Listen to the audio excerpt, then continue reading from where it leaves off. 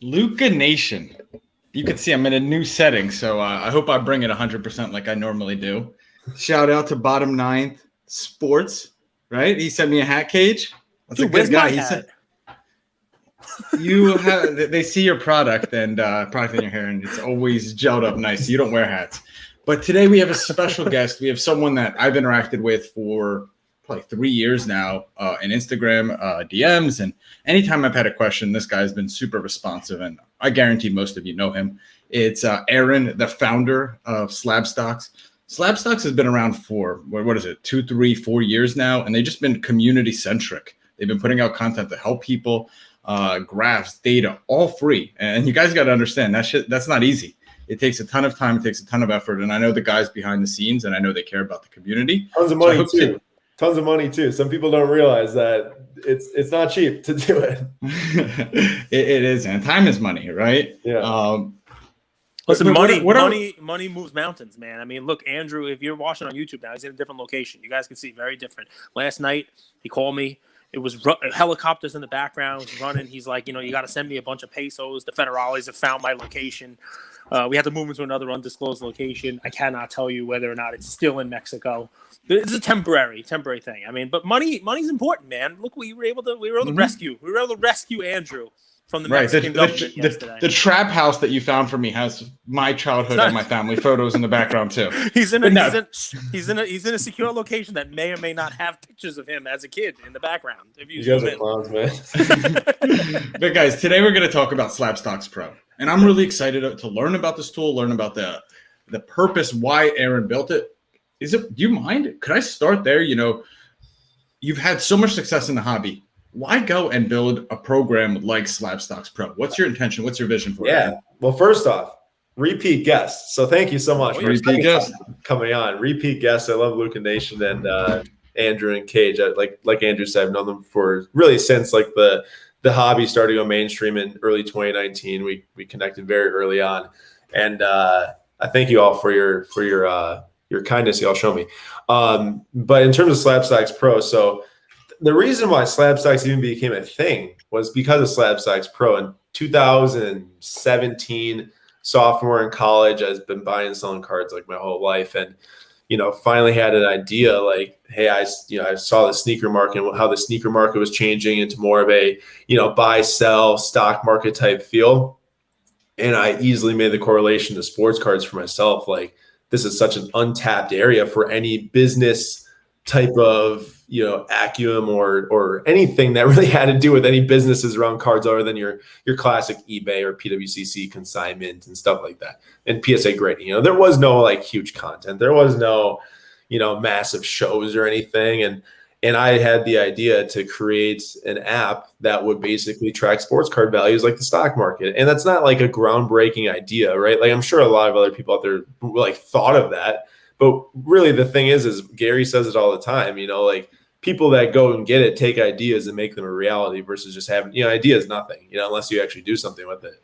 So that's what I did. I had no money. I had no IT background. I had no programs. I had nothing. And I just started to draw sketches on a notebook. And I really want to find the notebook, man. I think it's buried in my parents' basement or something, and from my college, like, Rubbermaids and stuff. But I seriously sat there and just sketched out what SlabStox Pro looks like in 2017. And years later, finally now, we were able to release it to our pre-registration first access list to get on and use SlabStox Pro. And it's going to change a lot into the future as well and get more powerful, get better as we obviously generate some revenue from it and are able to reinvest in the business. But really the theory behind it is to take barriers away from sports cards. So many times as the hobby grew, there are multiple times I felt that, certain barriers were getting put up to prevent new people from learning or new people from getting in. And really, I'd say a lot of that got broken through in like maybe, early 2020, right, going to COVID. Like, that's when it was just all doors are open, right? Like, people were already coming into sports cards end of 2019. And, obviously they were doing well for people. Like, there's no denying that sports cards were already, gaining a ton of value before COVID happened. But once the whole COVID situation occurred, it just kind of like took away everything. It's like, all right, floodgates are open. Anyone come in, start buying, selling. Rules changed a million times, and that was kind of it. Like, then the market was changing for forever. And there's still, even through all of that, like I've been years now creating content with our team to expand our reach and to gain people that care about the industry and not necessarily care about what we say, but care about what other people say, because that's what we do. You know, we drive discussion through posts. Our Instagram feed is not buy this, buy that. I mean, anyone that's actually actively followed us knows that. We bring up topics and want people to discuss them, to engage with others, to learn from others, and to just, you know, enjoy sports cars and start a network in the hobby, because that matters so much too. I mean, there's only one reason why I get to appear on these shows with other people is because I have a network. I talk to people. I learn about what they like. You know, Cage, I actually have a graph pulled up on my computer for a 93 SP Jeter PSA 8. You know, like I know you're a Jeter guy, so like stuff like that makes me think of other people, and it's exciting stuff. But the whole SlabStox Pro theory and the whole SlabStox mission is to make sports cars accessible, and that's all through taking down those barriers by trying to make as much free as possible. Obviously, when we do breaks, I can't give away free packs because then I'll be negative $100,000 in like, you know, a month or whatever. But you know, that's the theory, is anything where people need to learn, to, you know, learn data, to learn whatever, we want to make free as possible. Where can people join the waitlist? Like where should people go? Right. So if you're listening to this right now, we're, you know, 5 minutes in and you want to get on this, you go to slabstox.com. Very easy. SLABSTOX.com. Hit the SlabStox Pro tab and then scroll down and put in your email. You'll get an invite right away. We're going to be all doors open here, hopefully pretty soon, to where, you know, you just go to this URL or you hit it on the main side of the screen and you're right there. Just have this first access group going right now because we are actively, you know, upgrading different things in the site as we launch. And we don't want to like go fully live to where it's like, oh, this is it. You know, this is the final product. It's like, no, we're making these small updates as we go through this first little launch to get people on, but also to be switching as we go. So if you do that, put in your email, you should get an automated email. It gives you the link to get into the platform. Slabstox.com, click on the SlabStox Pro, scroll to the bottom, and you'll see there's a place to pre-register. Yep. I want to get into something, Cage. It's actually a topic that we've wanted to talk about for a while, and it's comps, right? How in the stock market, in crypto, in Ether, Bitcoin, all that stuff, there's so much liquidity. So it's really easy to set the market price. But with sports cards, like we saw the Michael Jordan card, sold for 188. The next week it sold for 207. Before that, sold for 285. Then it was 750. How do you aggregate with sports cards when there's maybe 1, 2, 3 sales a month to really know a true price? Yeah, and I think that's going to be the biggest difficulty. And it's not something we can like get around. It's just the industry and what it is like making sure we have as accurate of information as possible, because there are more platforms now. There are, you know, different places, and there's a lot of private sales now happening too, with doors opening up, shows going on. There's a lot that we just can't get our hands on for data, and so much of this is going to be like, hey, SlabStox Pro is a great way to get that high level view of like what's going on and what values might be or what they were on the specific date. But you really do need to give it a longer look too. And I'm not saying that because like I'm trying to say our tool isn't good enough. I think anywhere that you look at data, you need to do that, because if I were to just go and rely on one number I see, you know, I could get burned some way or another. But you need to have that starting base. You need to have that thing that lets you know, like, is it up or down? What date did it sell on? This and that. And for us right now, like the way that we're able to do it is through tracking eBay auctions, which as shows happen more, eBay auctions, obviously not everyone is just saying, this is the number, I'm going to accept this because this is what it says. Like there's a lot more going into the industry now of like, you know, how badly does someone want a card? Am I going to price it higher than the last comp and stuff? I think that maybe like a year ago where it was very much like, this is what eBay says, this is the sale. But like I said, there's always a place to start. And for us, tracking eBay auctions is the most feasible way to do it right now. And we're also going to be tracking, you know, some of the high-end sales through PWCC Premier Auction, possibly through Golden with some of the cards if they're ones that we want to track in the database. But, you know, comps are never 100% certain. The way that they are 100% certain is if you have a very liquid card, well, not even liquid card, I should say high sales volume card, like a Zion Prism-based PSA 10. That I can definitively tell you, go on a SlabStox Pro, that's the number it's probably going to sell for on the eBay auction, which then you can decide how much are you selling it for, you know, via Instagram, via Facebook, via eBay, via PWCC, however you sell it, you know. But that makes sense. But you go on and you look up 2019 select Blue Ob 199 PSA 10 or Blue Ob 299 PSA 10 that doesn't sell every week. And that's harder, because then you got to decide for yourself, how much do you value that, and are you willing to let it go, or are you just going to sell at the last sale? But we're tracking those eBay auctions to give everyone a baseline. And are you going to be able to do that for slabs like PSA, BGS, HGA, SGC? Is that the vision? Right. So right now the database is limited to PSA and BGS. We're tracking 9s for both companies, and then 9.5s for BGS and 10s for PSA. We are going to throw into the mix some BGS 10 tracking on key cards. We're not going to do it for every card, because for us, like the way that our database works, we take on costs associated with slabs that we're tracking, and the infrequent of sales through BGS 10s would really hamper us in terms of our cost analysis as a company. So we can't add BGS 10s for all cards right now, like we're doing PSA 10s, 9.5s, and 9s and stuff. But in the future, we plan on incorporating some other grading companies based on that they're newer cards. So like LaMelo Ball 2020 Prism, SGC 10. That's a card we're probably going to start tracking here very soon. Like 2021 Trevor Lawrence cards when they come out. His, let's say, I don't know, for whatever reason, let's say his Prism base just comes out just because it's top of mind. We'll track something like that for SGC. We're not going to go back and track a 2018 Topps Chrome Acuna SGC 10. We don't see very much value in that, especially from the cost standpoint of the company, but also the pure, like, how many are being sold? Not that many. PSA 10s, it's going to tell you much better read on the market. SGC 10, it wouldn't on a card like that. But yeah, we do plan on expanding into some of those things. Circumstances applied. HGA, I know you all are pretty high in HGA, right? So that's a good question to ask. If there's certain cards that carry high sales volume, yes, but like I said, like the way that our database works, we can't add everything under the sun. We can't add all grading companies, especially with the lack of sales that occur for some of them per card. But if there is an opportunity to wear a LaMelo Ball 2020 Hoops HGA 9.5 is a very frequently sold card or frequently listed card, then sure, we'll track it.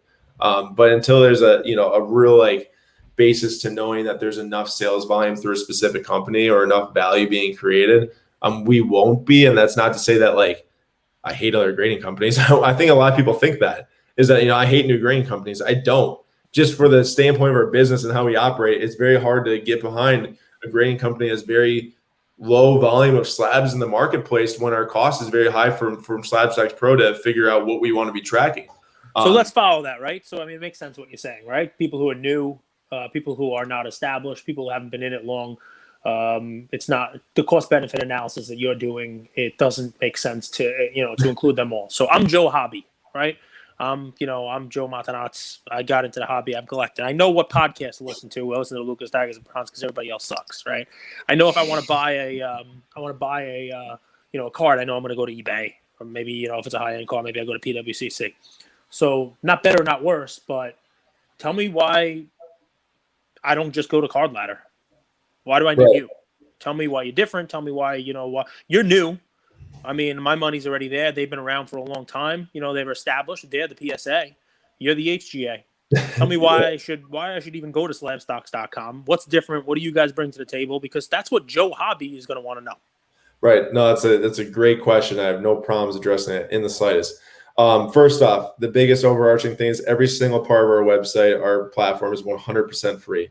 I said that earlier in the podcast. I want to make it very clear that the reason why we're doing this is to get as much data, get as much card love in people's hands as possible. If this was a profit thing for us, and now clearly we need to build a business to build sustainable lives, build the business, reinvest, all that stuff. So we have to make money. I want people to know that you can't run a business that has a very sophisticated software without making money. It's impossible. You will die up and no one will have SlabStox Pro for free. So everything, we have to keep in mind, when we break, we have to make some money so that SlabStox Pro can run and stuff, When we make our strategic partnerships, we need to, make partnerships that I believe in, because I won't partner with things I don't believe in. PWCC Vault, I 100% believe in it. I've used it. I love it. I think it's awesome. I think it saves myself a ton of time, which is why we created a PWCC partnership. It's not, to sell out and make money. It's to drive strategic partnerships I think will help the community and also help build SlabStox Pro. Just want to put that out there. So from the standpoint get back to Cage's question, I diverted. Well, free is a big answer. Free, free. Joe Hobby likes that. I mean, right. So free. So that like if there's one thing I point to, it's that. But to get into a little bit about the features that come with it to at least show some competitiveness, I will say we will not be tracking as many cards as other databases. We will not be able to do all the amazing functions that something like Market Movers has. We are very limited. Last time I came on the podcast with you all, I said we've been delayed for so long. Yep, we were going to get to that. We don't have the API. Yep, 100%. We don't have the API. We have to do everything the hard way, and because of that, we are limited in what we can do, and that's okay because we don't have to be, the super premium paid platform.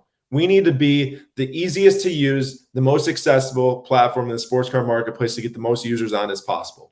And that's what we're doing. And the really nice thing about what SlabStox Pro is doing for free, I know that like places like Card Ladder have a free thing. I know that places like Market Movers have a free app. All of our data is not limited. You go on our platform, it's not like you just see a running 3 months, meaning like if I go and check on a card July 25th, it'll show me 3 months from that point, or August 25th, 3 months from that point. All that data just keeps on falling off for free. For us, anything that's stored any amount of years is going to be free to see. We are work in progress, building as much data in as possible, getting as much historical as possible. So some cards won't have, like I was talking about that Jeter earlier. That Jeter is just something we don't have like 5 years of data on right now. But you go to some of these other cards, Luka Prism Silver PSA 10, and for free you can see the last 3 years of data from it, the last 2 years, whatever we have tracked at this moment. But we're constantly going to be building and making it better as we go through time. And then also on top of that, things like comparisons head to head you can do for free. You just have to sign up for an account for free. You get to do head to head comparisons on different slabs. You get to build your own portfolio as long as that matches our database. Which while it's not the biggest database in the world right now, we're going to be expanding that database to hopefully people to host some items from their portfolio. It might not be everything. Like you can't go in there and add your raw 2019 top Series 2 rookie cup Ronald Acuna card or Series 1, whatever it was in. That's just for us and what this platform's intentions. We just can't do that. But we can hopefully give people a pulse on what their own portfolios are doing as long as we have those cards in our database. And then to go along with that, just like some of the features that we have in here are super sick. They just aren't built out as much as we want right now. So like this, we're trying to build this social media channel through this thing called the stocks ticker. So our main stocks ticker graph is going to be tracking the sales that we're tracking day to day to kind of show like, was this a big day in the industry? Was it a small day in the industry? And then on top of that, we are allowing any user to create their own stocks ticker. Cage, you can go on there and pick your Griffey Upper Deck PSA 10, which I read your post. Didn't you say it's the one card you want to sell or whatever? The Griffey Upper Deck 89? Yep. Yeah, so it's one of them. so you can add that card, combine it with your Jeter PSA 9 foil, combine it with your Mike Trout 2011 update PSA 10, and track those top baseball cards changing over time. And not only can you track it yourself, you can name it the Luca Nation stocks ticker. Yep. So all your people can go on and search for the Luca Nation stocks ticker and see how your index fund is competing over the last month, 3 months, 1 year.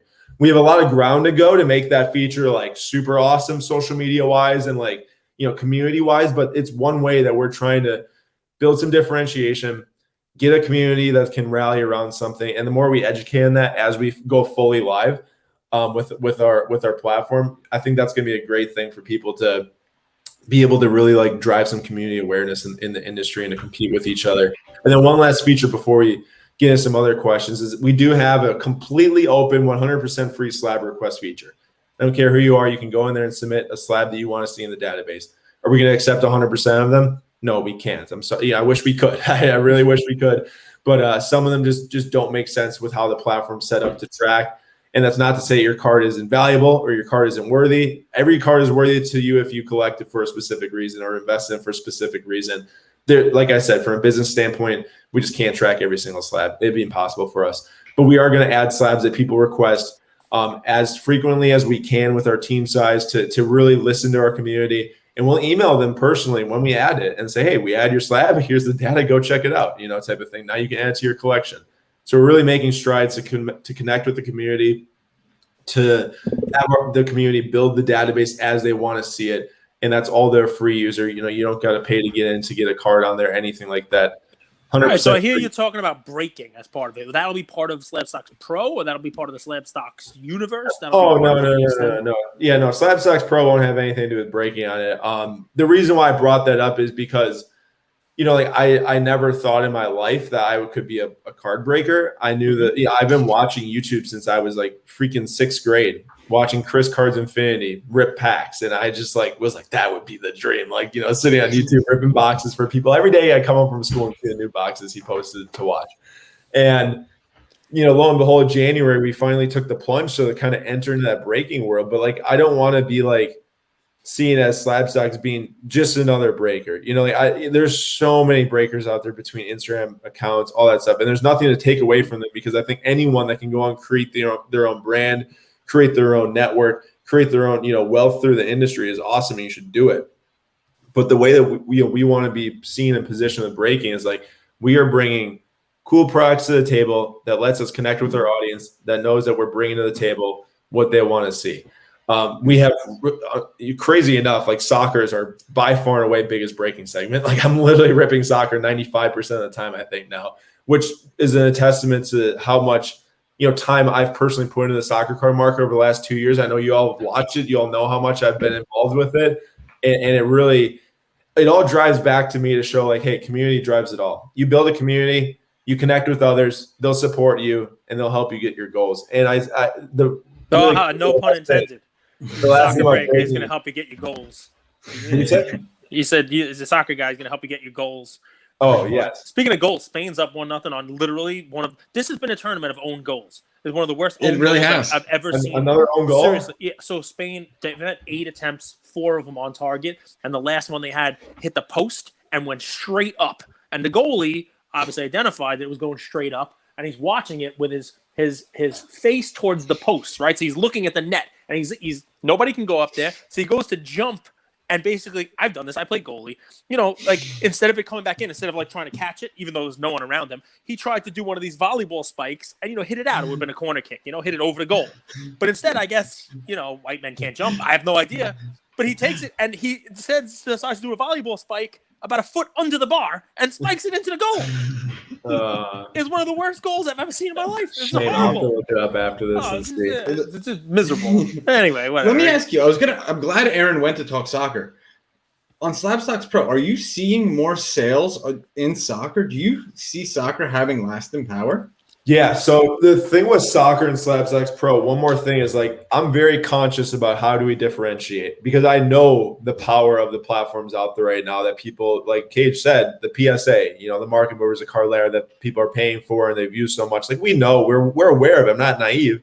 But the reason why I bring it up is differentiation, is because we are trying to go after those segments that might be untapped through the other platforms. Soccer, I've done so much work in it. Soccer is our second biggest part of SlabStox Pro. It might not have the most sales coming through it, and I'll tell you why. The reason why it's not having the most sales coming through it is because of the lack of graded soccer cards. Basketball cards have been graded at an insanely high volume for years. Easily our biggest segment of sales each day. Baseball cards, same deal. Baseball's probably number 2. But in terms of actual database, we built this database. These are the cards we're tracking. Soccer's number 2. I think baseball's 3, football's 4, basketball's obviously 1. But that graded card thing, that's going to change the volume of that. If you go on Golden's current auction, the number one card right now, the highest, the most expensive card in the Golden auction right now is Holland. It's the Holland. Especially as more people get their submissions back from PSA and BGS that sent in these soccer cards, 6-8 months ago. More slabs will come into the market. More slabs will be tracked through SlabStox Pro. But yeah, to me, it's a big thing. To me, worldwide audience is a big deal. Everyone knows why I love soccer cards, and it's grown me way closer to the sport. And now I watch the sport all the time. I really enjoy it. I'm not the most knowledgeable in any slightest way at all. I know a bare minimum compared to a guy like Andrew over there and stuff. Well, I was actually going to say, if we're going to add value here, I'm hearing Cage say Haaland's the most expensive card. In the Golden I'm starting to think, I'm starting to think Zidane, Rivaldo, Ronaldo, Ronaldinho, all of these old school guys, they have to, it's kind of that rubber band effect. Sure, Yeah. Haaland's the sexy new toy, but like it Did you has say to have Haaland was sexy? The sexy new toy. Oh, okay. Like shiny. Shiny new toy. All right. It's the same thing. You know, I mean, Similar. people are gonna start mailing you Haaland cards. I'm tapping into a new demo, Cage. I'm trying to expand our audience. I love it. I mean, sexy. I mean, Mbappe is where I would go. Not Haaland. Yeah. But I'm not a blonde fan. So you got to think about like the people buying soccer cards. Are they people that already knew who Ronaldinho was, or already knew who Rivaldo was? Like, to me, it's like I am one of those people, and I have no shame in saying it. Ronaldinho, obviously, I've heard he's a legend. I own no cards. I would never buy a Ronaldinho card. I have no connection to him. I never watched him play. I never cared about soccer when he played. There's probably a lot of people that are like me, and that's why it's happening. Because I would rather go buy Mason Mount. I'd rather go buy Phil Foden. I'd rather go buy Dino James Baggio. Sancho. Dino Baggio. What? Dino Baggio. Roberto. It's both of them. Roberto Baggio was better, but I'm a Dino Baggio guy. I'm the underappreciated. But Aaron, and this is what we do. It's a little different type of podcast, but we do this because we are community centric.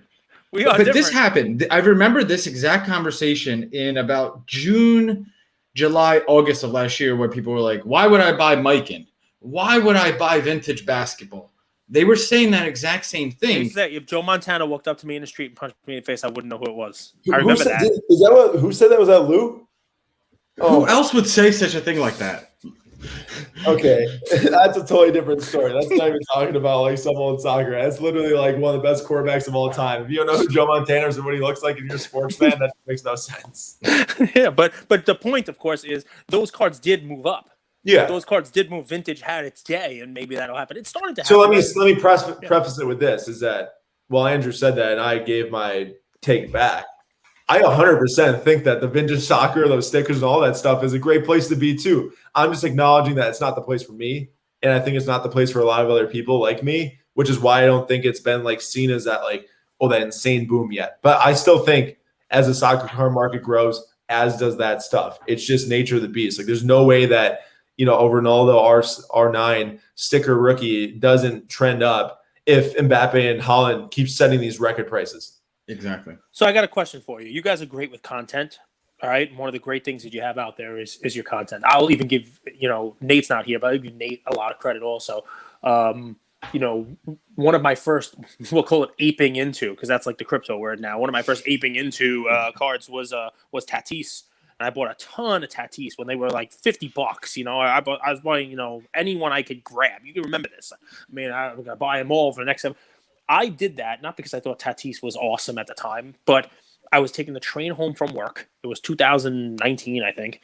And I heard you and Nate doing a live comparing the price of Tatis's PSA 10s to other players in the league. Alonso was one of them. And that was it. And I watched that, and I watched it on the train ride home, and I'm like, these guys are making a lot of sense, right? And I don't know if you had Tatis, I don't know if you had Alonso, whatever it was, and I'm like, but it just makes sense. Think about these guys. Think about like the stats, the upside, you name it. I went all in, and I bought as many Tatis as I could buy, and so.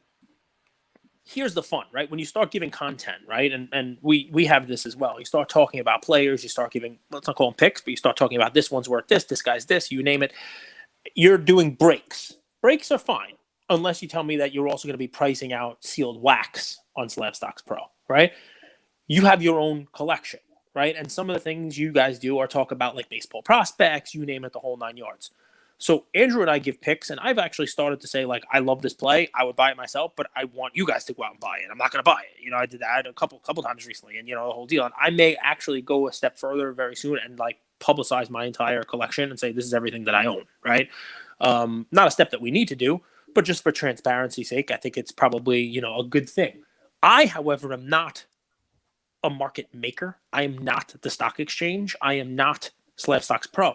I am not somebody who is using an app, albeit free, to anyone who's going to be setting what a value is of a card, right? You're going to have some flexibility in it, some subjectivity. You're not going to just go on eBay You're not going to just go on Golden. You're not just going to go on, 0.130. You're not just going on these. You're going to have some flexibility. If Golden's high and eBay is lower, you're going to be the ultimate arbiter on whether you move that eBay price up to meet the Golden or keep it at eBay or whatever it is. You know where I'm going. Where I'm going. I do. And everything that goes into SlabStox Pro is going to be a hard set data point. We aren't going to edit a value to be what we think it is. Like there's not enough time in the day for us to do that, first of all. And then secondly, everything is going to come from a data point. Now, what data point goes in is a different story. If something sells through StockX and we look at it and we're like, okay, that's not representative of like what the market's saying, what eBay is saying, we're not going to add it. If something through Golden sells, that makes total sense. Like an 86 Fleer Jordan PSA 10 sells, and maybe it sold for $100,000 over the last one, but it went through Golden, so it had more publicity or something, versus just like I guess that's a terrible example because all the Jordan PSA 10s have great publicity. I don't want to say that one will have more than the other, but you get what I'm getting at. Like we will probably make some calls like this sales data point just doesn't fit in. It doesn't tell the representative story of the market, but there won't be ever a case to where we'll bump a value of something on SlabStox Pro ever that doesn't actually have a hard set sale that we can point to and say, this happened. Every auction that's being tracked right now in SlabStox Pro, you can click view listing, and you can click view listing on eBay, and I'll show you the exact sale it came from. So that's what we're doing, and that's how we're making sure that it stays like this. Because clearly, this is not, like you said, a New York Stock Exchange type of thing. This is like a couple kids made something awesome and we're putting it out there. Like we're a very small company, doing this. We're not a behemoth of 200 employees to where there's very, set measures between the whole 9 yards. Now there is set measures. Like, I'm not trying to say like we didn't set policy, but I can edit stuff as I please is what I'm trying to say. And we're not, everything in here is going to be tied to an eBay auction sale for now. And then if there's something that's not, let's say it's a Golden sale or PWCC Premier auction sale or Heritage auction sale, something like that, we'll have the exact source it comes from listed on our sales data history. So you wouldn't be like, where did this come from or why? You'll always know why and where it came from. Okay.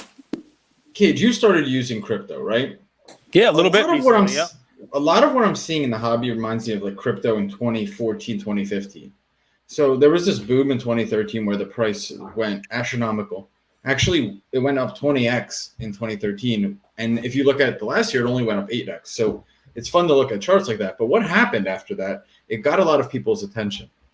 When it got a lot of people's attention, you started seeing companies forming. So it wasn't just investing in Bitcoin and Ether. It was, hey, CoinMarketCap, CoinDesk, Glassnode, Square gets in as an exchange, Coinbase gets in an exchange. The hobby right now reminds me of the early days of Bitcoin and cryptocurrencies. And it's cool to see that it's not just the asset values that we're speculating on. We're building the roads and the highways and the toll booths for people to also understand the data. So people out there thinking, I have Card Ladder, why do I need SlabStox Pro? Or I'm on StarStock and I track their index, why do I need Card Ladder, SlabStox Pro, or other tools? It's all of them. It's all of them because you're going to be set up for success in 2025 and beyond. And I'm personally a believer that the hobby is going to be around and flourishing in 5-10 years. Well, there's the next question, right? So that, and I'll ask that to Aaron. What do you think, right? Don't ask me what inning it is and blah, blah, blah. But here's the fun, right? So over the last couple of months, we've seen a dip. I saw a great, I'm going to post it. I saw a great, memes they call these things now. I saw one, it was what's that Leonardo DiCaprio movie? Inception. Catch Me If You Can. No, not that one. Come on, Inception, where and he's talking. Like, so you're saying we're in a dip? Yeah, we're in a dip within a dip. It's like a dream within a dream, kind of like one of those like when you drop it. So it's really funny, right? We're obviously in a dip. There are people that I would listen to or look for their accounts, and they're just not putting up as much content anymore, and some of them are just gone. Right. And there are people who got in the last 6 months to a year and they're basically disappearing. And that's a segment of the hobby. That's an interesting segment of the hobby that's just kind of going away. It's harder now. We were all geniuses last year, right? We're not geniuses now. So I guess what I'm going to ask you in two parts is, one, has it been much more challenging to do this over the last 6 months when the market is kind of down? Do you now also think to yourself, wow, I wish I would have had this up a year and a half ago? Do you think that that the market is kind of like we're contracting a little bit, and then where do you see it going, right?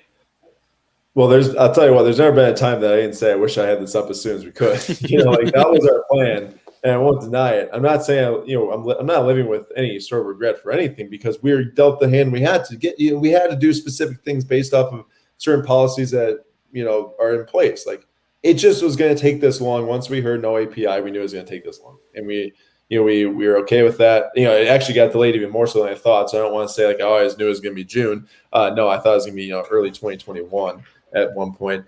But my point is that this launch when the market was hot, we would have had this thing tenfold bigger by now. And that is what it is. There's bumps in roads as a business owner. And if everything worked out perfectly, man, we would all be very happy with where we're at. And I'm not saying I'm not happy with what we've done. I'm very happy with what we've done. Even to get this thing live, the pre-registration list was a huge feat for us. A huge hump to get over to now build even further. But I always have aspirations to get it bigger, to make SlabStox as big as possible, make SlabStox Pro as used as possible. And am I worried about the market being softer? Not as much money is being spent, not as much slabs are being bought. I'm not worried about it. It's just going to make the road a little bit longer for us, a little bit more difficult to build SlabStox Pro as big as we want it to be. There's no denying that people not spending as much money makes it more difficult, because SlabStox Pro thrives off of people spending money. I'm just going to be 100% open about that. The way we can make this free is we host listings through eBay, and we're partnered with eBay Partner Network. We have been for over 2 years now, or almost 2 years. And by people buying slabs through our website and buying other stuff on eBay, that's how SlabStox Pro is going to grow. And that's how we're able to do it. And that's how we're able to make it free. So by not charging people for the actual use of the platform, we need to thrive off of our audience being into sports cards, buying sports cards, all that stuff, which I think that we will have plenty of users to help that grow. Like I said, it won't be as fast, but we're just going to, we're going to do what we can. That's how it's always been. There's never been the sky is falling. There's never been this is over. There's been pivots for us, right? It's been, this didn't work, so let's do this. This isn't going as well, so let's do this. It's been constantly that for 3 years now, and we don't make it there if we don't do that. And I'll tell you what, we started our business by just analyzing Bowman Chrome prospect autographs. There's no way SlabStox Pro is a thing if we're still doing that today. It's impossible. And I was always open to changing with the market and finding new ways to relate to new people, and to, I called it out 3 months ago on our live stream when I gave we did a live stream on YouTube. It got a ton of views too. It was 6 months forecast for the hobby, and basically it was looking up to the national, what's going to change, and we just made some predictions. And I said it a million times on the stream. Just because I say it doesn't mean it's going to happen, but it's something I'm looking at. And I said the amount of PSA subs that are going to come back over the next 6 months is going to be so ridiculous. Anything that's high population is just going to get crushed, like straight up. And that's pretty much exactly what happened. I'm not trying to pat myself on the back, but just the reality of it is that you got to live with certain things that happen. And as that happened, I've always been a collector of rare stuff, serial numbered stuff that not everyone can have. And the times change. Like when we were talking so much about the base and the silver PSA 10s, PSA 9s, like there was opportunity, no doubt about it. PSA shutting down and getting 10 million cards, not foreseen by anyone. Otherwise no one would have been sending them their cards to be held hostage. So like that's a thing that it happened. I wasn't the one that decided that PSA shuts down or that PSA holds 10 million card backlogs and stuff. And you just got to kind of take those learning lessons in the market. And for people that might have sent 200 prison-based PSA, or cards to PSA that are still sitting there that now don't even sell for the cost of the grading. Shout out as much as I like Cam Johnson PSA 9s and DeAndre Hunter PSA 9s and stuff, like those are probably like $10, $15 right now. Let me point this out though, because now this is going to Cage's second part of the question, like in Andrew's question, like hobby over the next 5 years type of deal. This stinks in the moment. The fact that people were sending in cards that now are worth less than even the grading fees. But I'll tell you what, this will get more people involved than if prison-based PSA 9s of guys like Cam Johnson were like $75 or 10s were like $200 or whatever they were. That's not what they were, but you know what I'm saying. Because now that kid or that person who wants to get into the market and learn about it can go pick up a rookie PSA graded card of their favorite player for $8, $10, $15. There was no opportunity to buy in on a budget level 6 months ago. You were going and having to buy just like a non-graded. Gote Bataz days were like $75. Coca Bethesda. Yeah, like there was no, and if you were to try to get on a budget level, you had to do what everyone else was doing. Buy it non-graded, hope it's a 9 or 10, and send it to PSA and wait for forever, and we see how that panned out. So now this gives opportunity to get in on those budget slabs at some point. I'm not saying this is the bottom for them. Who knows? Maybe Cam Johnson PSA 9s are going to be $3 after the finals are done, and they might lose, and he might do nothing, you know? But like the point is that it gives people an opportunity to actively get involved in the sports car market that don't immediately have thousands of dollars to spend. And at this point, if it's $5, you spend $5, what, it goes to zero, you lost $5, right? Like at least you can get involved knowing that your risk isn't super high. 100%. One last thing. Yeah, go for it. If that theory stands, why have Giannis cards fallen from 4,500, 4,000 to just 1,100, and now they bounce back up since they made the conference finals? Yeah, I just checked this morning. I think they're like 17. But PSA didn't grade many of those in the last 6 months. They've basically all been graded. So that's actually a great point. You know, like it's not like that the 10 supply of Giannis cards is multiplying rapidly like it is of Cam Johnson or DeAndre Hunter. I have my guy Tyler Hero. Yeah, Tyler Hero is a great example too. I have a theory that what's going on here is social media, panic mode, buzzword type of deal throughout the entire marketplace has anything to do with the word base. You see the word base and it's instantly crap, right? It doesn't matter what year it's from. It doesn't matter what card it is. It doesn't matter what sport it is. It's instantly garbage. And I think that that's a bad way to look at it. I specifically talked about, base cards are being graded at high supply. They're going to be coming back in high supply. Giannis PSA 10s are not coming back at rapid rates. I think what happens is when you see something like a Zion-based PSA 10 where thousands are coming back and then the sell-off happens and just shoots right down, I think that theory starts to get applied to any base card of any NBA player in the marketplace. And I'm not saying that they're going to bounce back like a Giannis PSA 10. I can't sit here and try to guarantee someone that if you spend $1,700, it'll be like $3.5K, type of deal.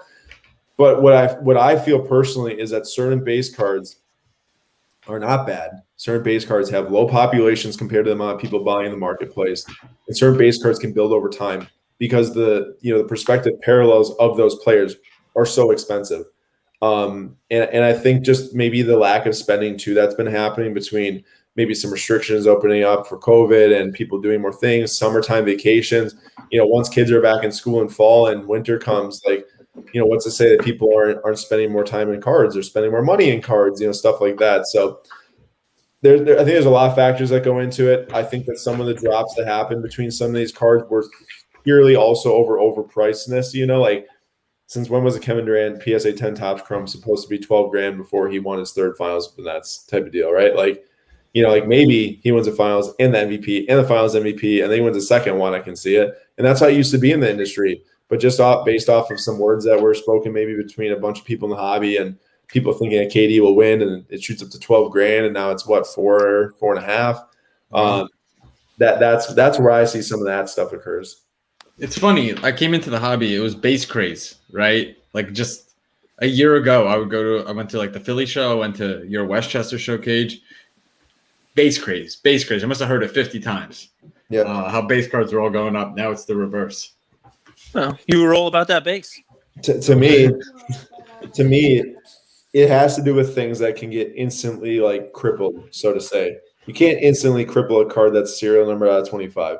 It would take everyone that owned the card to list all at the same time on auction to actually cripple the value of it. Base. Can I throw something out there? If everybody just collected parallels out of 25 or RPAs or cards that were not attainable by everyone, there'd be no need for SlabStox Pro or Card Ladder.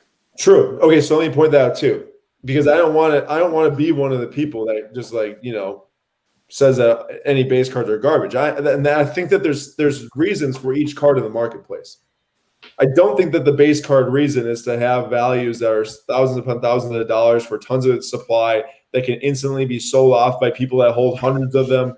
And I know Cage had a ton of Tatis, but that Cage did what he did with the Tatis because there was a market for it and stuff. It makes total sense. Yeah, I have 5 left. So he sold most of them. So how many Pete Alonsos do you have left? None. Too many. Oh wow.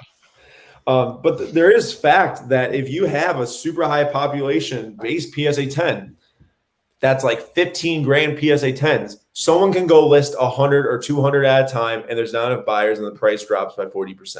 It's just fact of the matter.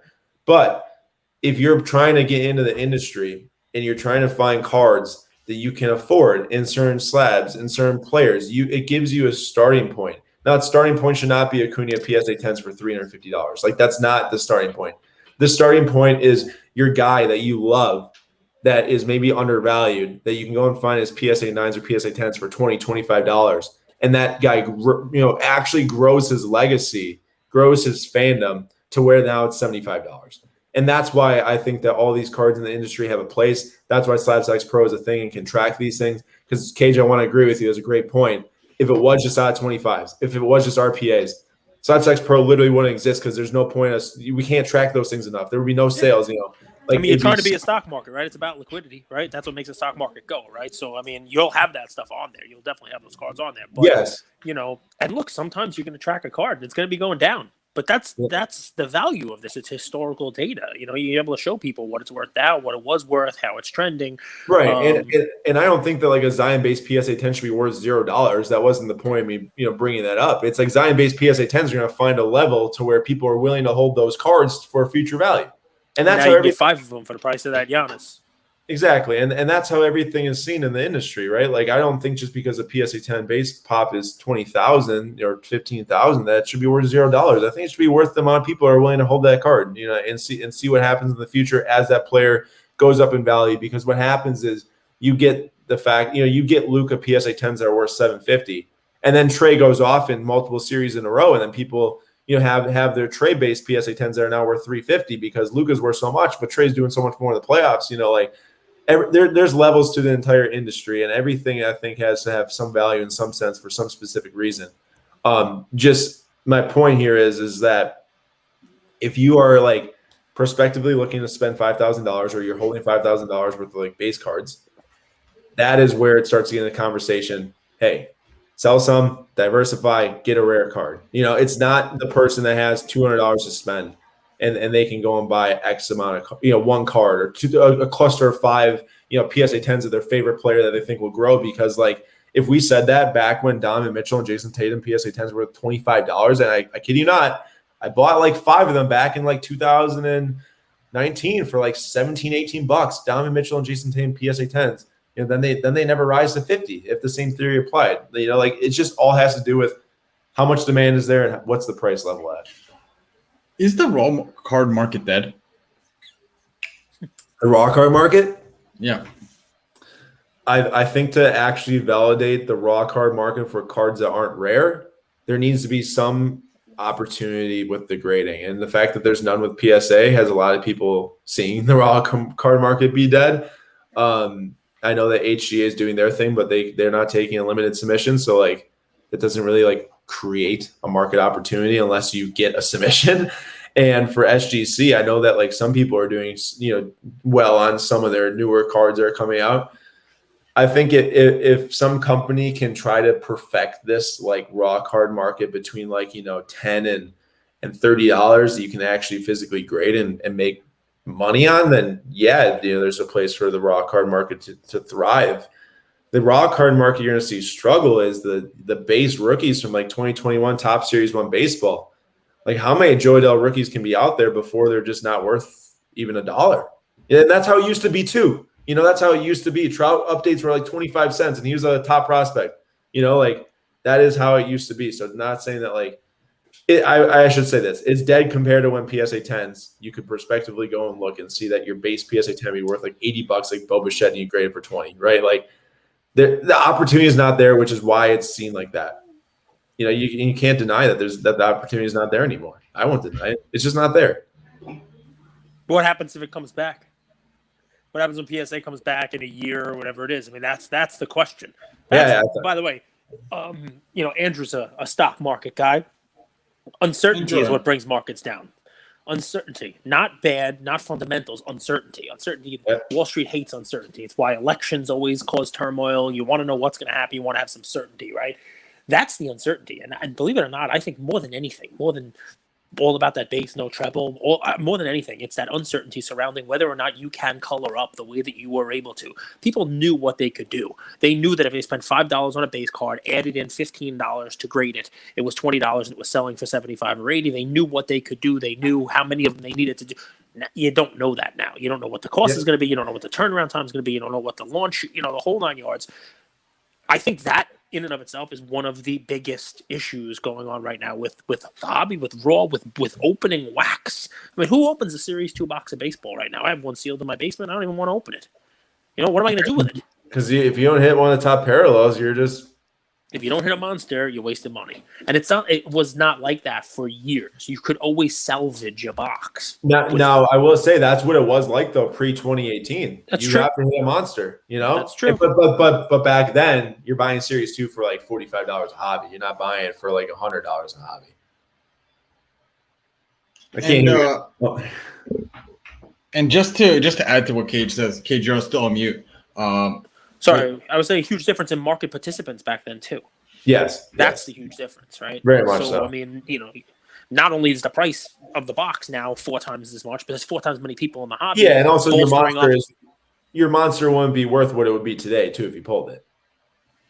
I just mean for all of us people who are out there with the gold rush, with our pans and our pickaxes, rather than looking for gold. You with your SlabStox Pro, us with content, all the people who are bolted on to the actual machine that is the hobby, right? That wasn't there in 18 either.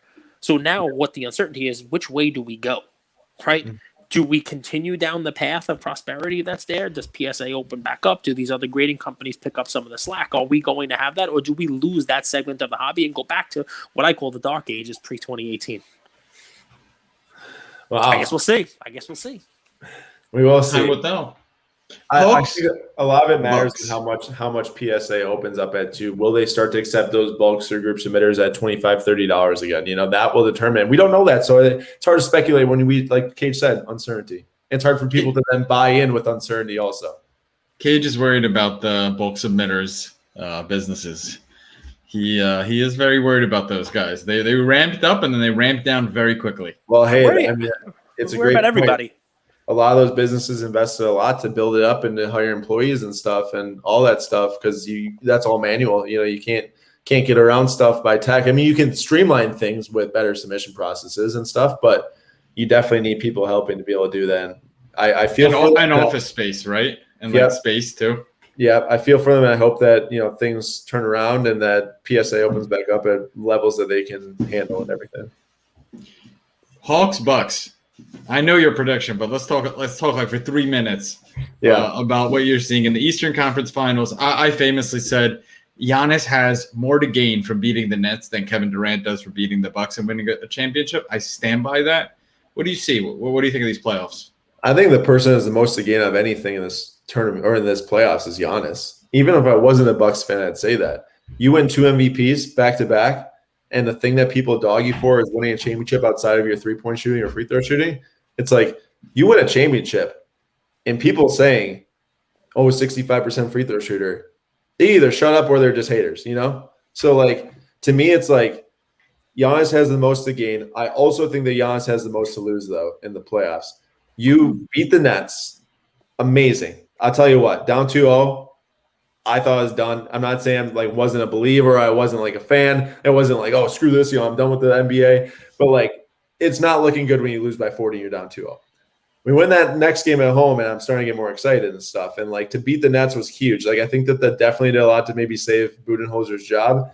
But now there's no excuses. You have to make the finals. You don't draw the Hawks with home court advantage and miss the finals after all these years of trying to get over the hump. This is I would rather lose to the Nets in 7 than lose to the Hawks in 7 at home going to the finals. For sure. And I think that if Giannis can do similar things like he did against the Nets, 40 points in Game 7 is a big deal. I don't care how you slice it up. I don't care if you say, oh, he gets it all in the paint. I don't care what you say. You put up a performance that took your team to the next round. That is big. That's a big deal. And he went at 1.7 for 8 for free throws in that third quarter, I believe. And I'm Bucks all the way. I think Bucks in I think it's Bucks in 5. I think it's closed out at home. I don't think it gets back to the Hawks in 6. I think that what's probably going to happen is go 2-0 at home, lose maybe game 3 or 4, and then close it out in 5 at home. I'm not saying there's not a way it goes to 6 or 7, but like I'm feeling the game 5 at home vibe here, barring plays Trae Young, don't drop like 50 a game every game, type of deal. But hey, if we could contain Kevin Durant enough to make him tired enough to not win, I'm not saying like Kevin Durant's going to get his points. You can't stop him from scoring, but you can wear him down enough to where you can last longer. And that's the game plan at Trae Young too. And Drew Holiday, I think, is going to impress a lot of people. I think a lot of people who don't really know the Bucks. They watch that Sixers series, and honestly, Sixers were awful. Andrew, are you a Sixers fan, Andrew? I love the NBA. I'm not a good fan. I'm not like a loyal fan to any team. I support my city. I want my city to win, but we saw the writing on the wall with the Sixers. Okay. I saw Ben Simmons the last 4 years, and he's gotten progressively worse, so I wasn't surprised. Yeah, and then also like putting Seth Curry and Kevin Huerter, like you're not going to see with the Bucks. Like you're not going to see like a Seth Curry like defender and Kevin Huerter. Like people are going to watch that Sixers series, and they're not going to really be ready for what the Bucks have to offer. But yeah, Bucks in 5. As for the Western Conference playoffs, man, I think it'll go 7. I think the Suns will pull it out, but like I think that there's no point in counting out the Clippers. We saw what happened against the Jazz. Like you can't just count out a team that can do things like that without Kawhi Leonard. So we'll see. Cage, any words? Any words of wisdom for our community? Yeah, I think Giannis has lost that hobby mojo. I think he's now one of those people, those rare people that was like everybody was pulling for him because he came out of nowhere and then he won his solo awards, you name it, and now people are looking to tear him down. And I think that it's going to be very hard to make money in Giannis. I think that any bump for the finals is already in there. Any bump for a championship is already in there. Anything less than the finals, you see that card go down from the 1,800 that it's at now. It's already up 50% from where it was before that Nets series. I think it's already priced for perfection the way that it is because it is a base card, even though it's a much rarer base card. And I think there are probably more people out there rooting for him to fail now that he's chalk. I see a lot more venom, about Giannis than he ever did before. And that's what happens, man. He's the favorite now. You get a target put on you, especially when you go out there and score 40 is great. But, when people want their champs, people want the guy who's taking that last shot. People want that guy who's going to have the ball in his hands for that, that signature moment, and it's not going to be Giannis. Which also the teams that are left, they don't match up well with the Bucks at all. It's a blessing. Well, look at the odds. The odds are. I think they could sweep all. I think they could sweep both series, just matchup wise. I don't want to get too confident to where I have to backtrack and be super. Well, I'm saying this, not you, Aaron. People have. That's why the card went from 11 and change to 17 and change because people are already pricing that in. So be careful. Don't buy it expecting that card's going to double when he wins a championship. I think people. I'm talking from a Bucks fan here. Now I do love me some Giannis cards, but like, what if they sweep, Cage? What if they sweep? Like, listen. Coach Butt aside, real quick. Coach Butt aside. He's Coach Buttholes aside. This team. I mean, who on the Hawks is going to match up with Giannis, Chris Middleton, and Drew Holiday? They got nobody. And then the Suns, as much as I like the Suns, they're short. They're tiny. And you have 3 huge guards on the Bucks. It's not a great matchup these next. Listen, we said going in that was the real finals there. I mean, look, the teams out in the West are really great, but I mean, neither of them exactly match up great against Giannis. I mean, DeAndre Ayton has looked like Will Chamberlain, but remember who he's playing against. I mean, he's not going to do this against Giannis. It's just not going to happen. He's not going to do it against Brooke Lopez. Really, so, Brooke Lopez is a big man. Even Lopez. I mean, so the point is, he'll have to play some defense too. The matchups are great, and that's why the odds are what they are that the Bucks should win this. This is their best chance, and he better cash this chip now. I think that this is the most hope that we've had in forever, and I think it might be the most hope we'll ever have because of how the situation played out with injuries and certain teams and whatnot. But it also will build up for potentially the most disappointment. So I'm walking a fine line here of being like, oh man, 2021 champs already versus like, hey, I just got to rein it in. See how game 1 goes tonight and react from there, All right, listen, we hit an hour. We're, we've got the predictions. We know you're going Bucks all the way with SlabStox Pro. Everybody check him out on SlabStox.com. You can get on there right there. Any final words, guys? That's it, man. Thank you so much for having me. It was a good discussion. I hope that people found value. Thanks for coming on, bro. Appreciate it. Thank you, Andrew and Cage. Appreciate you.